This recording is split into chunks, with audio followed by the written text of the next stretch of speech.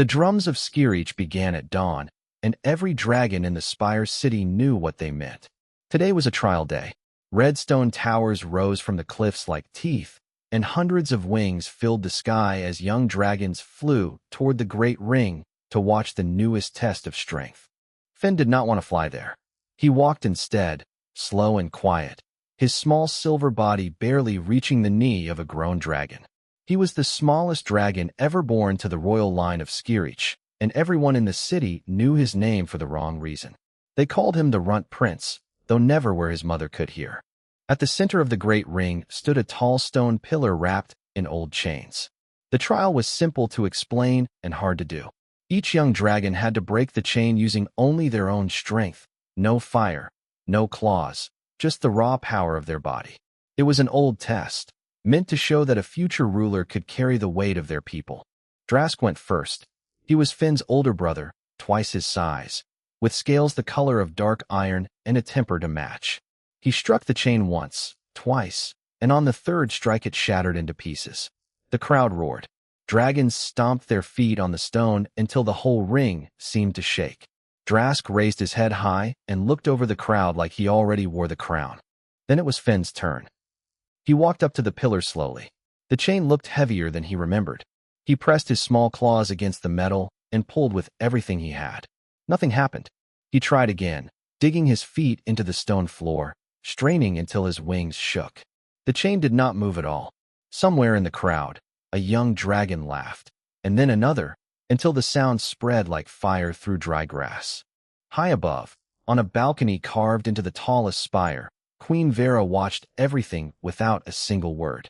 She was old now, her golden scales dull with age, and she had ruled Skirich longer than most dragons had been alive. She did not laugh with the crowd. She watched her smallest son fail to break a chain, and something in her chest tightened, not from disappointment, but from worry about what kind of ruler her strongest son would become. Beside her stood Sable, an elderly gray dragon with a long neck and tired eyes, the keeper of Skirich's oldest records.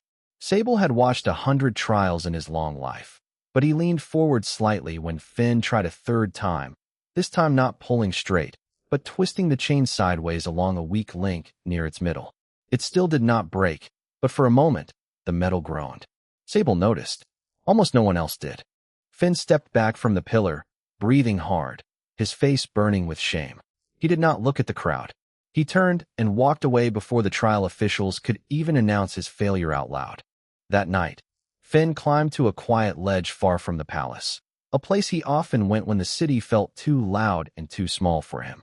The sky above Skirich was clear, filled with stars that dragons had given names to thousands of years ago. He sat there thinking about the chain, about the laughter, about his brother's proud face, and he did not notice the strange light crossing the sky until it grew bright enough to hurt his eyes. It was not a star. It moved too fast, trailing fire and smoke, and it was falling. Finn watched, frozen, as the light streaked over the mountains and disappeared behind the ridge with a low, heavy boom that echoed across the valley. Birds scattered from every tree. Somewhere below in the city, alarm horns began to sound, but Finn did not wait for guards or soldiers.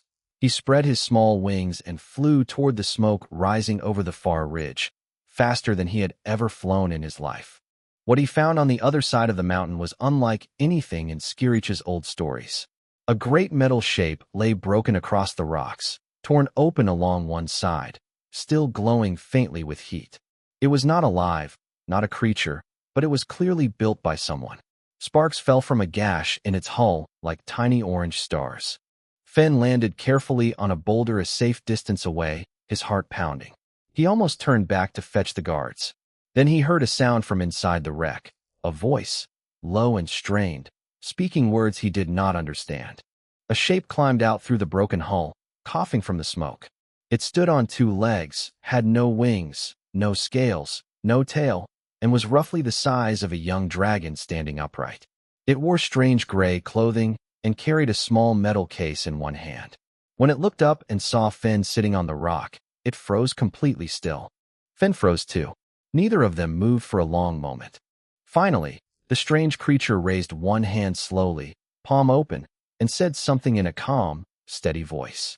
Finn did not understand the words, but he understood the gesture. It was not attacking. It was showing that it meant no harm. He did not fly back to warn anyone. Not yet. He stayed on the rock, watching the strange visitor, and for the first time all day, Finn forgot to feel small. News of the crash reached the palace before sunrise, though not from Finn. A patrol had spotted the smoke and found the wreck soon after Finn had already flown home in silence, unsure what to say or who would believe him.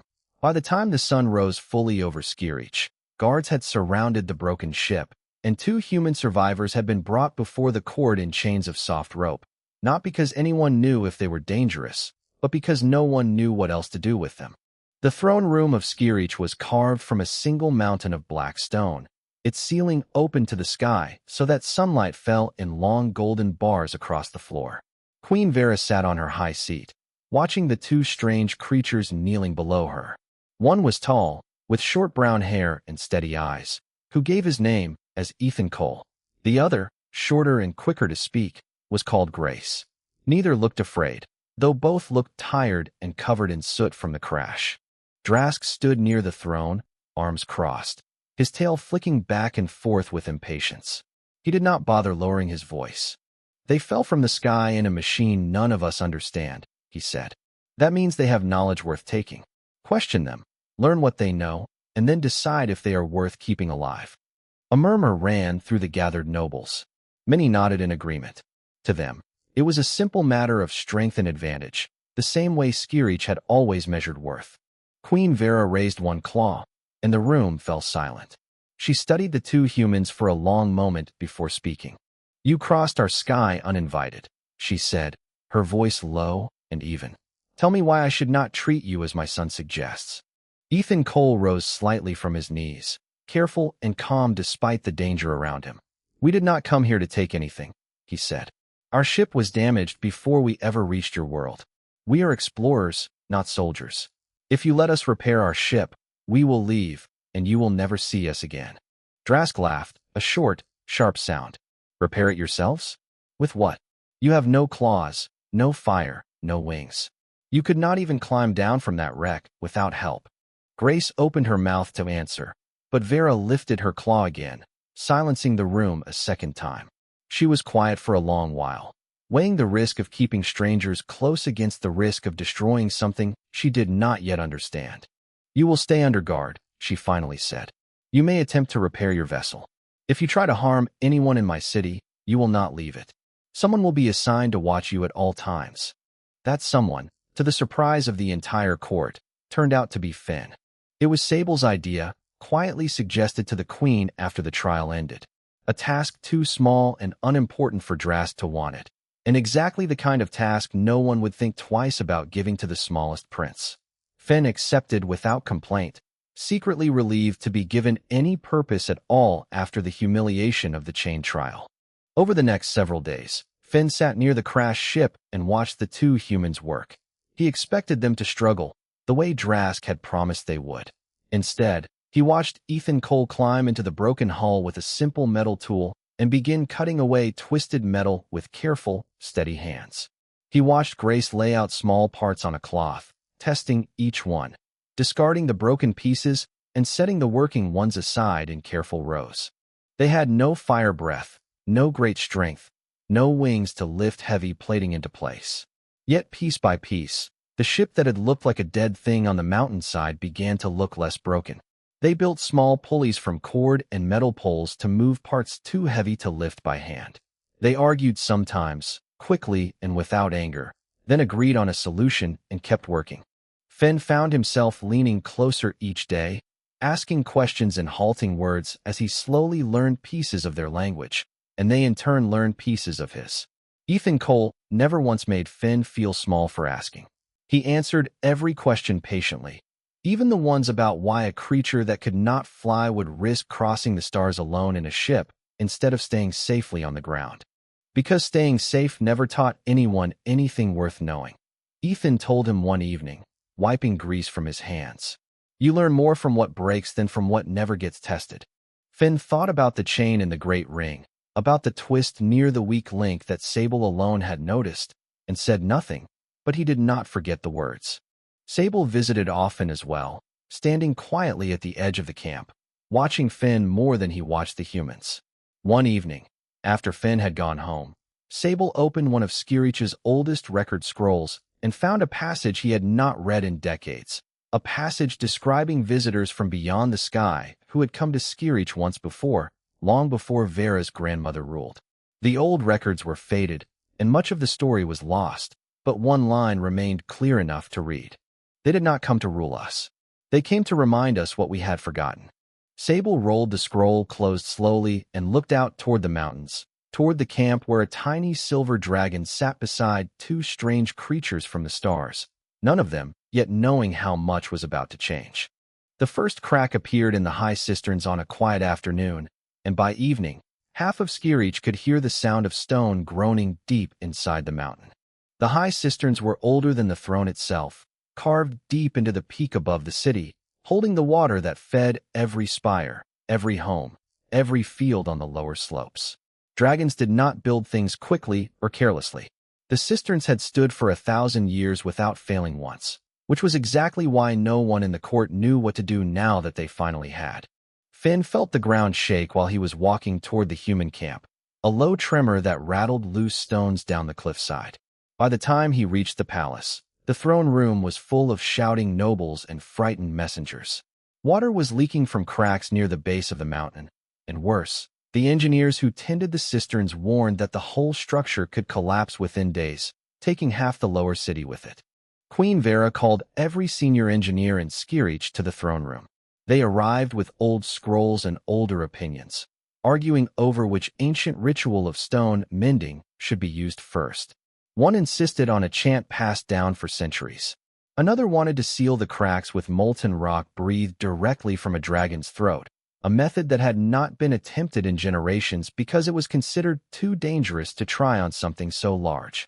Drask, impatient as always, offered to simply melt the entire outer wall and rebuild it from nothing, an idea that made even Queen Vera flinch at the thought of losing the city's only water source for weeks while stone cooled and reset. Finn stood near the back of the room, small and unnoticed as usual, listening to grown dragons argue over solutions that all sounded slow, risky, or both. He thought of Ethan Cole and Grace working on their ship, cutting away broken metal with quick, careful hands instead of waiting for tradition to tell them what to do. He left the throne room without asking permission and flew straight to the human camp. Ethan Cole listened carefully as Finn explained the problem in a mix of words and gestures, pointing toward the mountain and making cracking motions with his claws. Grace was already pulling tools from a crate before Finn had finished speaking. "We need to see it first," Ethan said. "Can you take us there?"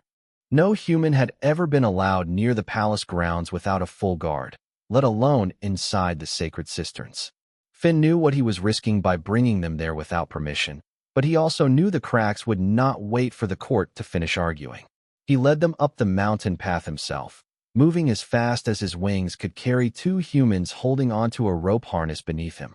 Inside the cisterns, the air was cool and damp, and the cracks along the stone walls were worse than the reports had described, long jagged lines weeping thin streams of water under enormous pressure.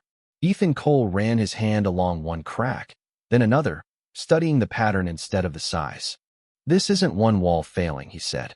"It's pressure building up somewhere else and finding the weakest points to escape through. You don't need to seal every crack. You need to find where the pressure is coming from and relieve it first."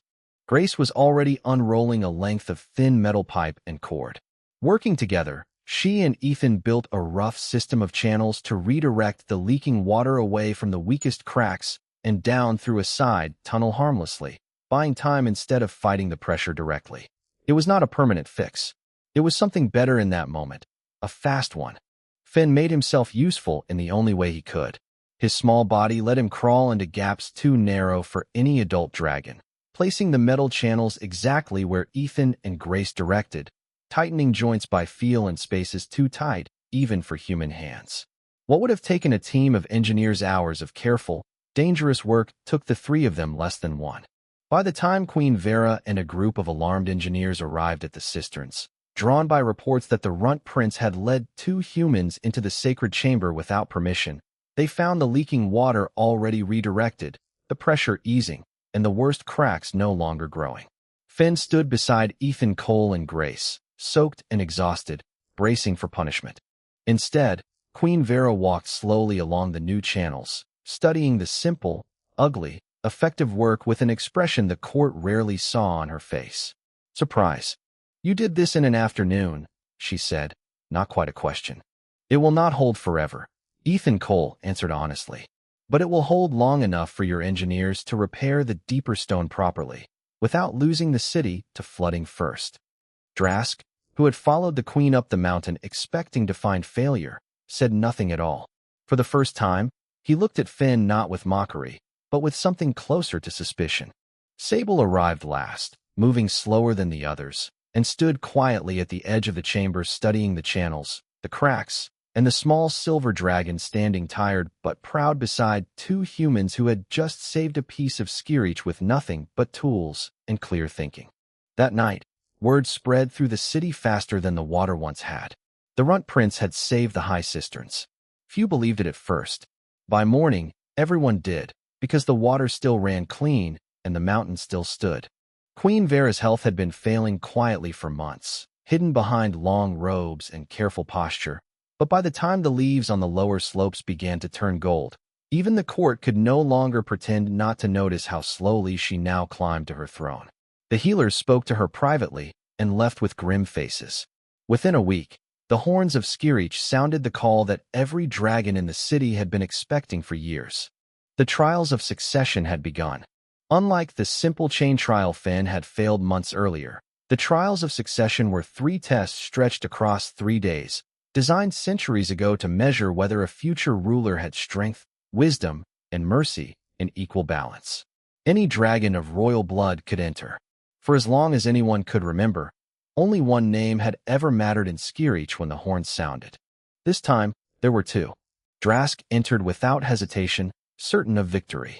When word spread that Finn intended to enter as well, the court reacted with open laughter in the halls, quiet whispers behind closed doors, and one long, careful look from Sable that Finn would remember for the rest of his life. You do not have to prove anything to them, Sable told him the night before the first trial. I am not doing it for them, Finn answered. The first trial tested strength, and Finn did not pretend to compete with Drask directly. Instead of trying to match his brother's raw power, Finn used the twisting technique he had discovered months earlier at the chain pillar, finding the weak points in each stone obstacle rather than attacking it head-on. He finished the course slower than Drask, but he finished it, which was more than half the other young dragons who had entered managed to do. The crowd's laughter from months earlier had gone quiet. The second trial tested wisdom, a series of riddles and old cases drawn from Skirich's history, questions about fair rulings and difficult choices made by rulers long dead. Finn answered carefully, drawing not only from Sable's teachings, but from something new, the plain, direct way Ethan Cole solved problems by looking at the real cause instead of the surface. Where other dragons quoted old sayings, Finn explained his reasoning simply and clearly. Several of the judges exchanged surprised glances. By the third and final trial, both brothers stood equal in the count of points, something that had never happened in the long history of the trials. The final test was called the Trial of Mercy, held in the Great Ring before the entire city. A group of young dragons, none older than hatchlings, were placed inside a collapsing training structure built specifically to look dangerous while remaining safe under normal conditions. The challengers' task was to lead the hatchlings out calmly and safely, proving they could protect the weak even under pressure.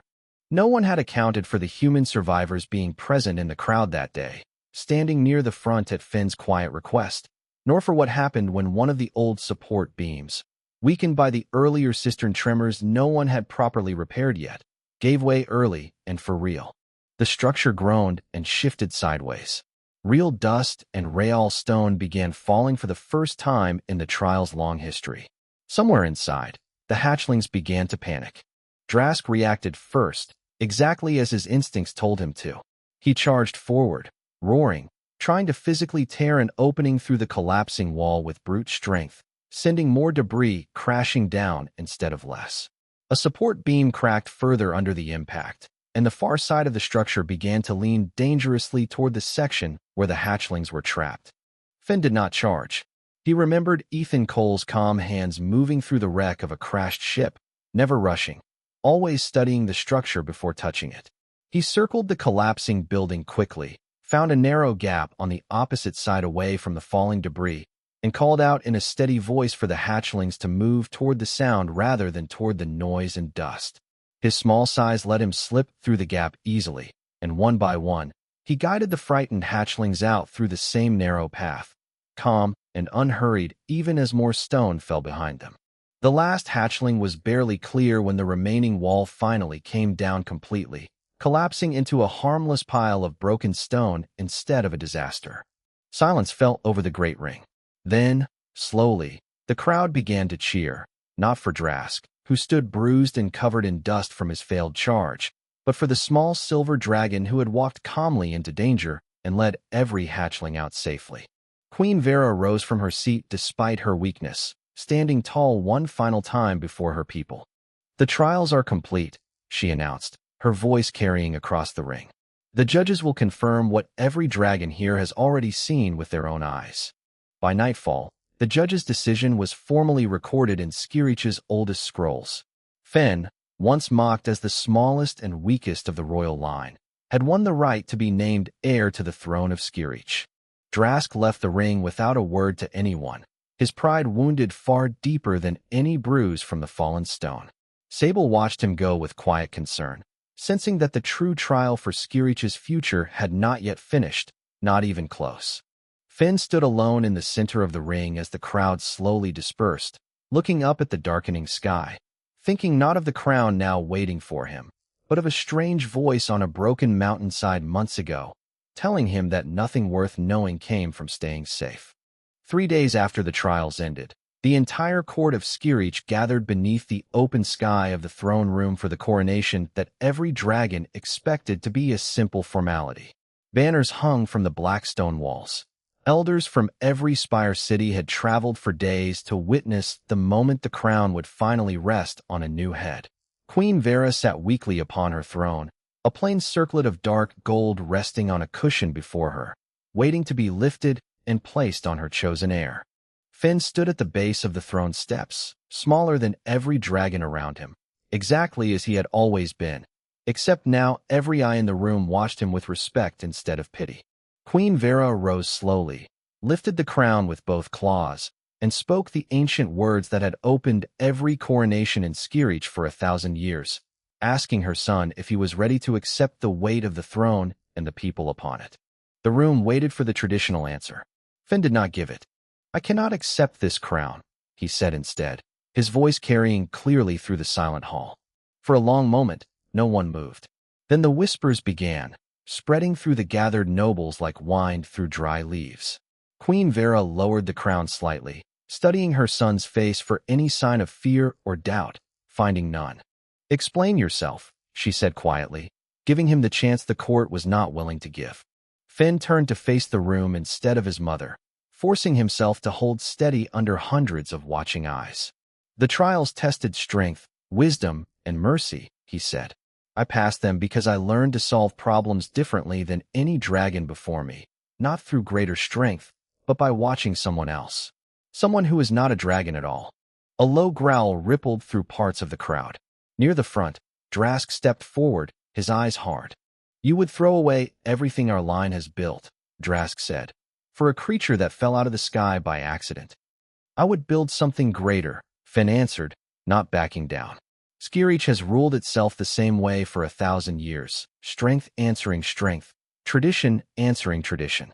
That kept us alive, but it will not carry us into whatever comes next among the stars.